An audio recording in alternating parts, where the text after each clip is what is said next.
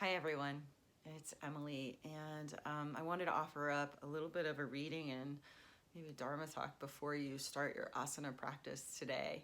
I'm going to be reading from Rolf Gates' Meditations from the Mat. This is probably my fourth copy of this, and still rather ragtag on this fourth version, just to let you know how important this text has been in my yoga journey, and Rolf has been to me as a teacher.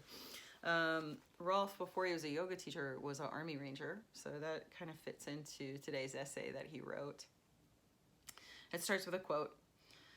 "It is always 3 a.m., raining, and you're at the intersection of two maps when your country needs you most." A U.S. military officer's joke. Rolf goes on to write, "Although I heard this line countless times in the Army, and although it isn't true, I still got the message. The only way to ensure that you will never find yourself in this predicament is to be prepared for it." In that sense, this bit of institutional Army wisdom was helpful to me, for I heeded it as a warning, and I couldn't help but be reassured by the image of all those soldiers who preceded me, men and women who created a lineage spanning generations, wiping the rain from our eyes and putting the needs of others before their own. The beauty of the human spirit is glimpsed in the willingness of these individuals to be in this situation at all. At another level, this old saying is also a reminder to young recruits not to assign difficulty undue importance by forewarning us that it's always 3 a.m., that we will always be peering through the rain in the dark at the edges of two quickly disintegrating maps. Our elders are also confirming that it is in our nature to be able to rise to such challenges. Most of us have had high hopes concerning our practice of yoga and our ability to live our yoga. We entertain lofty visions of newfound equanimity, of harmonious balance between our inner lives and our outer reality. Unfortunately, most of us spend our days in something short of this vision, raising children, loving partners, sitting in traffic, waiting anxiously for botched election returns, and spilling orange juice on the good suit, or taking an aging parent out to dinner. We must constantly adjust our ideal in order to accommodate real life.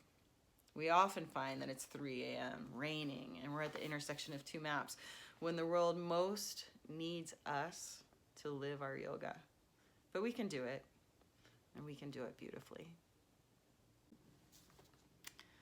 So as I read this, it seemed perfect in this moment, first in that it's talking about sacrifice that people have made for our country, in this case, our military service people. But I think of all of those who are stepping out to serve our country and world right now in the healthcare industry, but also in the grocery stores and the people picking up the trash every week, and many unsung heroes that are out there. The other thing that came to mind is this idea that in a way this is something we could never imagine being prepared for. But I have had some comfort in knowing that my yoga practice has given me some preparation in terms of being able to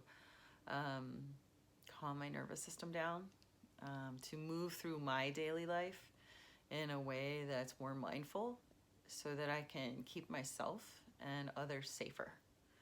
I hope that your yoga practice is serving you right now. I hope that you're continuing to get on your mat if you are able. And just knowing that the practice is helping each of us to show up in a better way for each other. Enjoy your asana practice. Namaste.